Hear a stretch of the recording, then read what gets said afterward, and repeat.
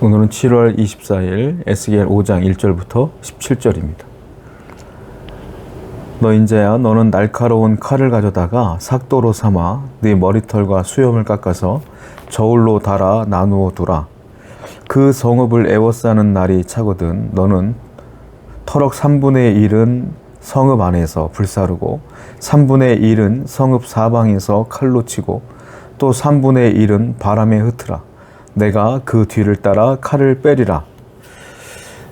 1절과 2절을 보게 되면 기이한 행동을 에스겔에게 하나님께서는 명령하십니다.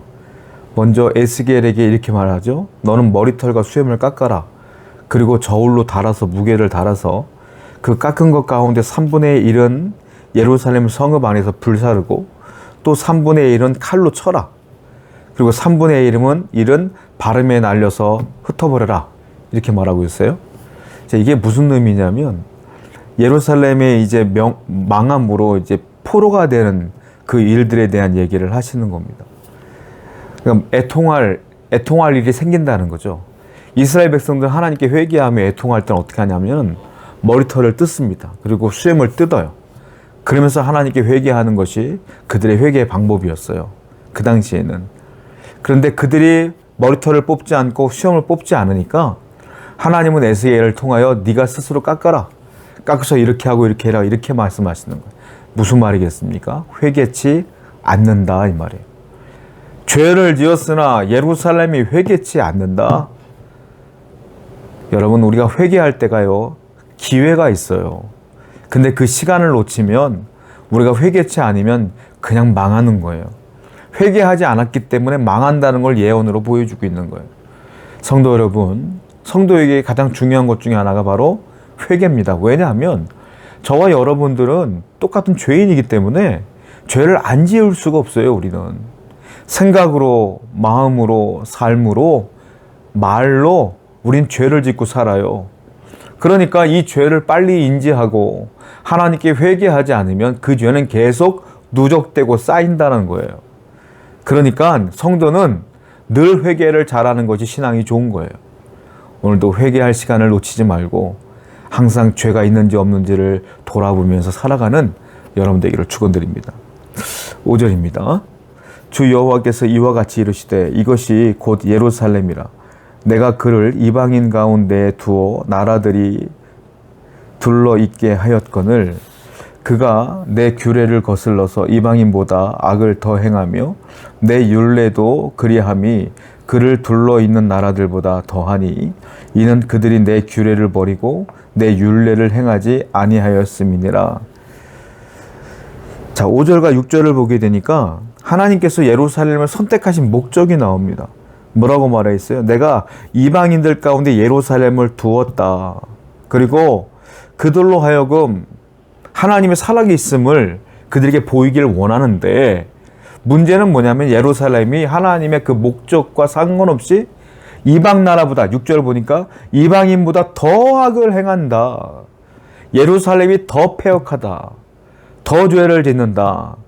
그러니까 내 말씀도 따르지 아니하며 율례도 따르지 않는다. 이 얘기를 하고 계시는 거예요. 그러니까 하나님 앞에 범죄를 저지르니까 하나님께서 그들을 가만 놔두겠느냐 이거예요. 이스라엘 사람들은요 결국 망하게 되는데 그들은 어떻게 생각하냐면 바벨론이 강하고 우리는 약자이기 때문에 망했어 이렇게 생각해요. 바벨론은 강한 나라, 우리는 약한 나라, 그래서 바벨론과 싸워서 진 거야 이렇게 표현해요. 안 그렇습니다. 바벨론이 강한 게 아니라 예루살렘이 죄를 지어서 하나님이 떠난 거예요. 그래서 망한 거예요. 겉의 현실은 바벨론이 멸망시킨 거지만 그 속은 그들이 죄를 져서 하나님이 떠난 거예요. 여러분들의 인생도 마찬가지예요. 내가 하나님과 멀어져서 하나님이 나를 떠나면 어떠한 형태론, 어떠한 마음, 어떻게 상황이 바뀌든지 간에 내가 망하는 것은 원인은 이런 상황 때문이야, 이런 현실 때문이야, 내가 이게 없어서야. 그게 아니에요. 하나님이 그 사람을 떠났기 때문에 그런 거예요. 그러므로 우리는 항상 하나님 옆에 붙어 있어야 돼. 어떻게 붙어 있을까요? 율례를 지키는 거예요. 말씀을 지키는 겁니다. 죄를 멀리하는 거예요. 그것이 하나님 옆에 붙어 있는 방법이죠.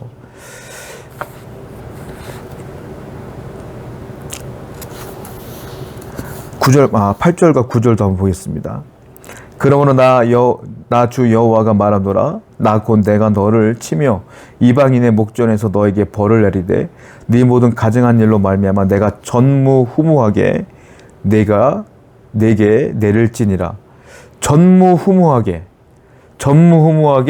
내가 너에게 벌을 내리리라. 이렇게 하나님께서는 말씀하고 있어요.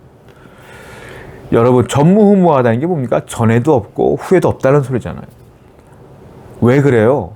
하나님은 에스겔을 통하여, 아니 그전에도요, 계속 선지자를 통해서 말씀의 기회를, 돌이킬 기회들을 계속 주셨다는 겁니다. 그런데 하나님 말씀을 듣지 않아서 그래요. 망하는 데는 원인은 하나뿐이 없어요. 하나님 말씀을 안 들어서 그렇다라는 겁니다. 15절 말씀 읽어보겠습니다. 내 노와 분과 중한 책망으로 내게 벌을 내린즉 너를 둘러싸고 있는 이방인들에게 네가 수치와 조롱거리가 되고 두려움과 경고가 되리라. 나 여호와의 말이니라. 하나님께서 그들이 돌이키지 않으니까 떠났잖아요. 그때 어떤 일이 벌어졌어요? 예루살렘의 존재 목적은 하나님의 영광을 위해서 하나님이 그들을 선택했다는 겁니다. 그런데 그들이 죄를 지어서 하나님이 떠났어요. 그래서 분노가 임했고 진노가 임했고 전무후무한 일들이 벌어지는 겁니다. 자, 그런데 그 중에 하나가 10절에 나와 있는데 어떤 일들이 벌어지냐면 아버지가 아들을 먹고 아들이 아버지를 먹어요. 기근이 심해져서. 이런 비극적인 일들까지도 벌어진다. 한마디로 인간의 존엄성까지도 파괴되어지는 최악의 상태까지도 간다라는 겁니다.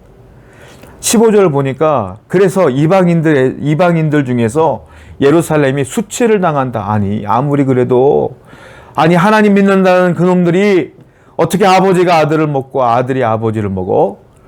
이렇게 수치를 당한다라는 거예요.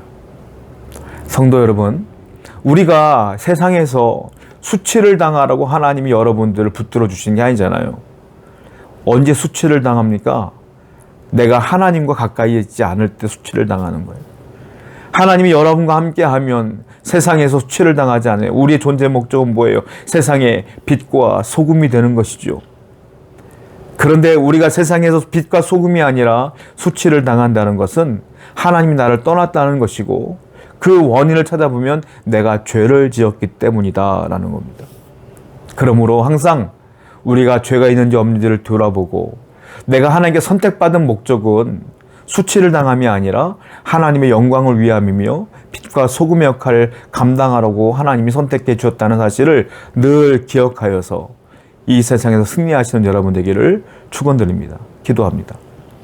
하나님이 우리를 선택하신 것은 이 세상 속에서 하나님의 영광을 드러내라는 뜻입니다. 그러므로 하나님 말씀을 따르고 율례를 따라 살게 하여 주시옵소서.